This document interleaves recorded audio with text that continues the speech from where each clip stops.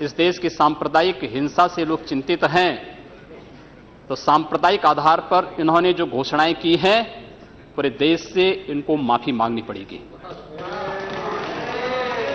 महोदय, 2011 में न जिन प्रदेशों की घटनाओं की मैं जिक्र कर रहा हूं, न वहां पर और न केंद्र में ही भारतीय जनता पार्टी की सरकार थी, लेकिन इस देश में 580 घटनाएं घटित हुई, 91 लोग मारे गए और 1899 घायल हुए। इनमें सबसे अधिक उत्तर प्रदेश के अंदर 84 घटनाएं घटित हुई, 12 लोग मारे गए और 347 2011 में घायल हुए थे। दूसरे पर राजस्थान, दूसरे पर प्लीज खड़गे जी, आप सुन तो लें, आपने जो कहा है। Don't provoke, let him telephonically. आप सुन लीजिए ना। फंस गए डिबेट में आके फंस गए। महोदय, दूसरे नंबर पर महाराष्ट्र है, जिसमें 88 घटनाएं घटित हुई।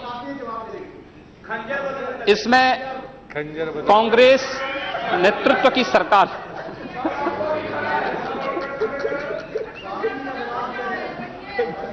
88 घटनाएं घटित हुई, 15 मारे गए। तीसरे पर कर्नाटक, ये भी कांग्रेस की सरकार यहां पर है, इसमें 70 घटनाएं घटित हुई। और उसके बाद केरल में 30 घटनाएं घटित हुई, 2011 की बात कर रहा हूं। 2012 में 668 घटनाएं घटित हुई, 94 की मौतें हुई और 2117 घायल हुए। 2013 में केंद्र में कांग्रेस नेतृत्व की ही सरकार थी और 823 से अधिक सांप्रदायिक हिंसा की घटनाएं पूरे देश के अंदर घटित हुई। यद्यपि कानून व्यवस्था राज्य का विषय है और राज्य सरकार की जैसी मंशा होती है, वहां का राजनीतिक नेतृत्व जैसे होता है, वहां का प्रशासन उसी प्रकार की कार्रवाई करता है। मुझे लगता है ईमानदारी से इन लोगों ने विश्लेषण किया होता और अपनी केंद्र सरकार और अपने या अपने से जुड़े हुए अपने सहयोगी दलों के द्वारा जो संचालित सरकारें हैं, उन सरकारों के सांप्रदायिक एजेंडे पर ध्यान दिया होता। ये पोलराइजेशन आखिर हो क्यों रहा है? पोलराइजेशन के कारण क्या है? मुझे लगता है वह पोलराइजेशन के पीछे के कारणों को ईमानदारी से हम विश्लेषण करेंगे तो मुझे लगता है एक तरफ आप कहते हैं हम सेकुलर हैं और दूसरी तरफ एजेंडा जो लागू करते हैं उसको सांप्रदायिक रूप से कॉम्युनल आधार पर लागू करते हैं। इस देश में 12 लाख से अधिक साधु संत और पुजारी रहते हैं, लेकिन ये लोग इमामों के लिए वेतन की घोषणा करते हैं, एक पक्षीय कार्रवाई करते हैं। क्या एक सेकुलर एजेंडा है? दिल्ली की सरकार ने किया, पश्चिमी बंगाल की सरकार ने किया, महाराष्ट्र की सरकार ने किया। क्या यही सेकुलर एजेंडा है? सांप्रदायिक आधार पर ये लोग बांटते हैं समाज को। और महोदय, उसी प्रकार से इन लोगों ने उत्तर प्रदेश की बात करता हूं, वहां पर जो योजनाएं हैं उसमें 20% मुस्लिम आबादी के लिए आरक्षित कर दिया गया। कब्रिस्तान की बाउंड्री वाल के नाम पर गांव-गांव में विवाद खड़ा करके 300 करोड़ रुपया उसके लिए आवंटित किया जाता है। गांव-गांव में उसके माध्यम से विवाद खड़ा किया जाता है। सुप्रीम कोर्ट कहता है कि किसी भी सार्वजनिक संपत्ति पर, मंदिर के नाम पर, मस्जिद के नाम पर, किसी भी अन्य उपासना विधि के नाम पर, मदरसों के नाम पर या मजारों के नाम पर कब्जा न मत करने दो। लेकिन उत्तर प्रदेश में कब्रिस्तान की बाउंड्री वाल के नाम पर धड़ल्ले से काम चल रहा है, कोई रोक टोक नहीं, क्योंकि शासन की ये मंशा है, इसलिए प्रशासन उसमें बोलता नहीं। क्या सांप्रदायिक ध्रुवीकरण नहीं होगा? उसी प्रकार से उससे भी खतरनाक स्थिति, आतंकवादियों पर दायर मुकदमे वापस लिए जाते हैं। आतंकवादियों पर दायर मुकदमे वापस लिए जाते हैं। इस देश में जो लोग राष्ट्रीय सुरक्षा के लिए खतरा बने हुए हैं, जिन लोगों ने राष्ट्र की संप्रभुता को चुनौती दी है, जो लोग लगातार भारत की संप्रभुता को चुनौती दे रहे हैं और देश में हिंसा को बढ़ावा दे रहे हैं, उन लोगों पर दायर मुकदमे, चाहे वह राम जन्मभूमि पर आतंकी हमले का मामला हो या संकट मोचन मंदिर काशी में सीआरपीएफ कैंप रामपुर का मामला हो या गोरखपुर के सीरियल ब्लास्ट का मामला, रघुनाथ मंदिर, ये जितने भी मामले हैं, इन सभी मामलों में जिन आतंकवादियों के खिलाफ मुकदमे दर्ज हुए थे, उत्तर प्रदेश की सरकार ने वोट बैंक के लिए उन मुकदमों को वापस लेने का कुत्सित प्रयास किया। न्यायालय अगर बीच में नहीं होता तो संभवतः अब तक वे आतंकवादी बाहर छूट करके पुनः नरसंहार कर रहे होते, जिस प्रकार से उत्तर प्रदेश के अंदर और प्रदेश के अंदर हुआ है। और उसके बाद भी ये कहते हैं कि सांप्रदायिक हिंसा बनी रहे। महोदय, चर्चा का विषय होना चाहिए कि आखिर सांप्रदायिक कौन है, कौन है सांप्रदायिक, कौन सांप्रदायिक है। और मुझे लगता है इस पर चर्चा होना बहुत आवश्यक है। महोदय, जो हम लोगों ने जाना है, जो हम लोगों ने समझा है, इस सांप्रदायिक वह होता है जो कहता है कि मेरा इष्ट या मेरा देव या मेरा पैगंबर ही सर्वश्रेष्ठ है। उसके मानने वालों को तो जीवित रहने का अधिकार है, शेष को नहीं। मुझे लगता है वह सांप्रदायिक है। हिंदू जीवन दर्शन कभी इस बात की इजाजत नहीं देता। हमने किण्वंतो विश्वारंभ का संदेश दिया था, हमने सर्वे भवन्तु सुखिनः का संदेश दिया था, हमने तो इस देश के अंदर एकम सद विप्रा बहुधा वदन्ति की बात कही है। जियो और जीने दो पर विश्वास हमारा दर्शन करता है। और दुनिया की कौन सा मजहब और कौन सा ऐसी कौम है जिसको विपरीत परिस्थितियों में हिंदू दर्शन ने अपने यहां शरण न दी हो, उसको फलने फूलने का अवसर न दिया हो? कौन सा ऐसा है दुनिया के अंदर? लेकिन आज जिस हिंदू दर्शन ने सबको शरण दी, सबको फलने फूलने का भरपूर अवसर दिया, आज जब उसी के खिलाफ षड्यंत्र होना प्रारंभ होता है तो उसे एकजुट होना तो पड़ेगा ही। और मुझे लगता है इन लोगों के कर्मों का फल है कि पूरे देश का हिंदू जनमानस आज इस बात के लिए तैयार हो रहा है कि उसके खिलाफ आज शासन तंत्र से जो षड्यंत्र हो रहे हैं उसका जवाब अपने स्तर पर देना ही पड़ेगा। और आज वही स्थिति सामने आई है। महोदय, मैं पूछना चाहता हूं इन लोगों से, जब भारत का मुसलमान हज यात्रा करने के लिए जाता है, महोदय, जब हज यात्रा करने के लिए जाता है, उसकी पहचान तब भारतीय के नाम पर नहीं, पाकिस्तानी के नाम पर नहीं, बांग्लादेशी नाम पर नहीं, भारतीय उपमहाद्वीप का जो भी मुसलमान हज यात्रा करने के लिए जाता है उसकी पहचान हिंदू नाम पर होती है, उसकी पहचान भारतीय, पाकिस्तानी या बांग्लादेश के नाम पर नहीं। लेकिन अगर उसी हिंदू पहचान को हम इनके ऊपर यहां पर लागू करने का प्रयास करते हैं, इनको बुरा लगता है। हिंदू सांप्रदायिकता नहीं, हिंदू राष्ट्रीयता का प्रतीक है। और भारत की राष्ट्रीयता का प्रतीक हिंदुत्व को बदनाम करोगे तो उसकी कीमत चुकानी पड़ेगी इन लोगों को। और इसलिए महोदय, मैं आप सबके आपके माध्यम से एक बार कहना चाहता हूं। महोदय, एक बार गुरुदेव रविंद्रनाथ टैगोर ने कहा था, गुरुदेव रविंद्रनाथ टैगोर ने एक बात कही थी। उन्होंने कहा था अगर भारत को समझना है, बैठ गए आप, कल तो बात करते हैं। महोदय, उन्होंने कहा, गुरुदेव रविंद्रनाथ टैगोर ने एक बात कही थी और उन्होंने कहा था कि अगर भारत को समझना है तो मैं भारतीय अस्मिता को पहचानना पड़ेगा। और भारतीय अस्मिता को पहचानना है तो स्वामी विवेकानंद के बारे में आप जान लीजिए। स्वामी विवेकानंद ने एक बात कही थी कि गर्व से कहो हम हिंदू हैं। स्वामी विवेकानंद ने एक बात कही थी कि गर्व से कहो हम हिंदू हैं। स्वामी विवेकानंद तो सांप्रदायिक नहीं थे, स्वामी विवेकानंद तो किसी पार्टी के नहीं थे।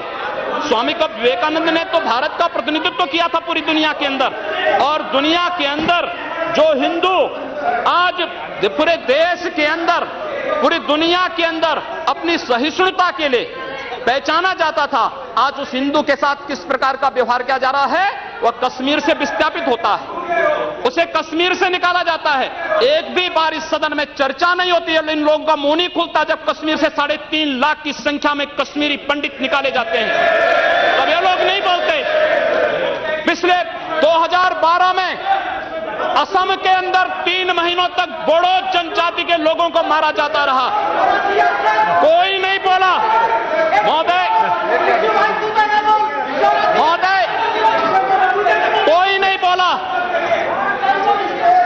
जम्मू कश्मीर के बाद जम्मू कश्मीर के हिंदुओं के मारने पर कश्मीरी पंडितों को उनके घरों से बेदखल कर दिया गया, एक भी बार ये लोग बोले नहीं, इनको पीड़ा नहीं हुई। दुनिया के अंदर ये अपने आप में बिरला उदाहरण था जहां पर अपने ही देश में अपने ही जानने वाले लोग विस्थापित होकर के खाना बदोश की जिंदगी जी रहे हैं। उस शर्मनाक घटना की निंदा एक भी बार इन लोगों ने नहीं की। मुंबई के दंगों पर ये लोग मौन रहे। जमशेदपुर और भागलपुर के दंगे कांग्रेस के समय हुए थे, एक भी बार इन लोगों ने उस पर चिंता व्यक्त नहीं की। और तो और 1984 में इस देश के अंदर जिन सिख गुरुओं का योगदान इस देश को बचाने और इस देश की धर्म और संस्कृति, इस देश के समाज को बचाने में बहुत महत्वपूर्ण थी, उन सिखों के कत्लेआम पर भी इनको शर्म महसूस नहीं होती है। और आज लोग इस देश के अंदर बात करते हैं सांप्रदायिक सौहार्द की, इनका पूरा चेहरा सांप्रदायिक हिंसा से रंगा हुआ है, सांप्रदायिक एजेंडे से रंगा हुआ है। और इसीलिए बंधु महोदय, इस देश के अंदर असम में क्या हो रहा है, बांग्लादेशी घुसपैठिए इन लोगों के अपने हो गए और इस देश में लाखों वर्षों से रहने वाला समुदाय पराया हो गया। इस देश के अंदर महोदय, असम में बांग्लादेशी घुसपैठियों के कारण कोकराझाड़ Which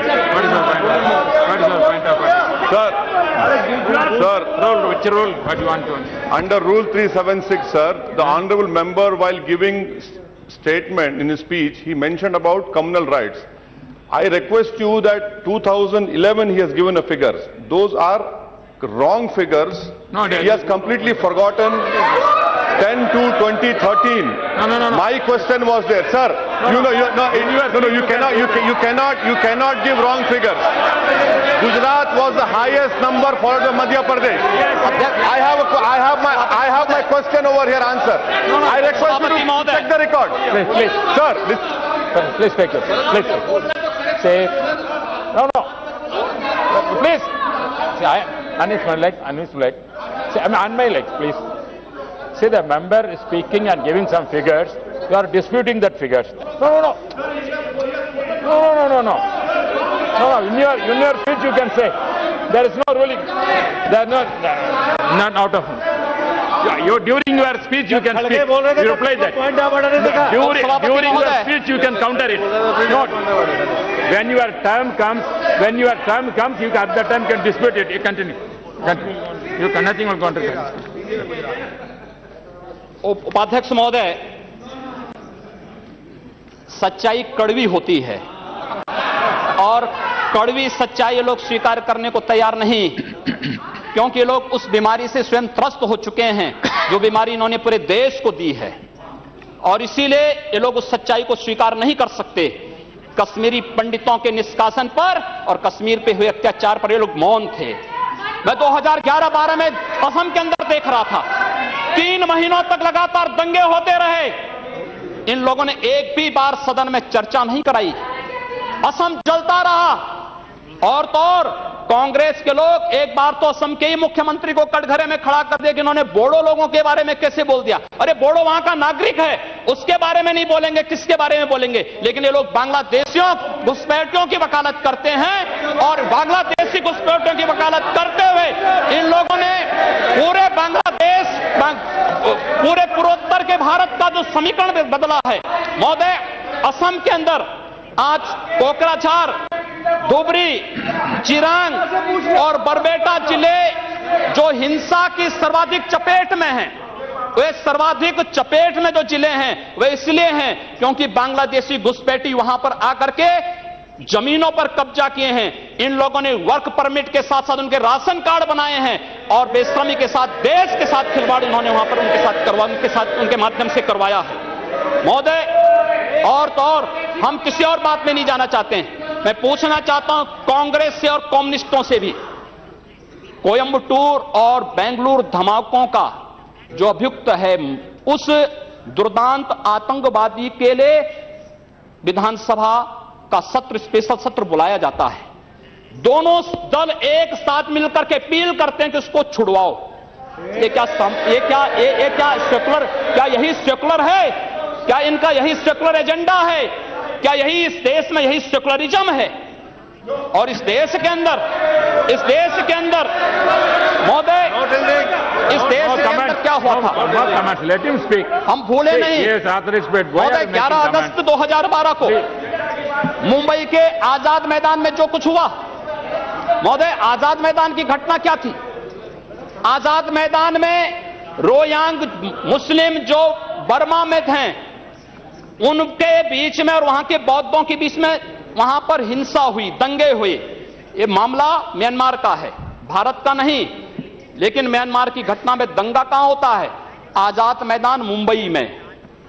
ये लोग मौन रहते हैं, वहां शहीद स्मारक तोड़ा जाता है, पुलिस के जवानों को मारा जाता है, मीडिया कर्मियों को मारा जाता है। उनके साथ साथ पुणे में दंगे हुए, उनके साथ उत्तर प्रदेश के अंदर बरेली में, लखनऊ में, कानपुर में, इलाहाबाद में दंगे हुए। ये लोग मौन रहे, इन लोगों ने कभी उस पर आवाज नहीं लगाई। ये लोग मौन रहे उस घटना पर। ये वही लोग हैं जो आजाद मैदान की घटना पर मौन थे और बाबा रामदेव पे, उन सत्याग्रहियों पर ये लोग रामला मैदान पर लाठी चार्ज करके बेशर्मी के साथ वंदे मातरम का गान करने वाले देशभक्तों पर लाठी चार्ज करते हैं। ये लोग देश के अंदर सांप्रदायिक हिंसा की बात करते हैं। सांप्रदायिक हिंसा किसने फैलाई है? कौन फैला रहा है इस देश के अंदर? कौन इस देश के अंदर सच्चर कमेटी के नाम पर समाज को बांटने का कार्य कर रहा है? इन लोगों ने सांप्रदायिक आधार पर 1947 में देश को बांटा है और आज पुनः देश को बांटने की साजिश के तहत पाकिस्तान के एजेंडे पे ये लोग कार्य कर रहे हैं। और इसलिए महोदय, जब उत्तर प्रदेश के अंदर की जो घटनाएं आई हैं, उन घटनाओं पर अगर आप नजर डालेंगे महोदय, जो घटनाएं हुई हैं, उन घटनाओं के बारे में अगर मैं आपके सामने रखूं तो घटनाएं अपने आप में चौंकाने वाली घटनाएं हैं। और वे चौंकाने वाली घटनाएं कितनी खतरनाक हैं। Please.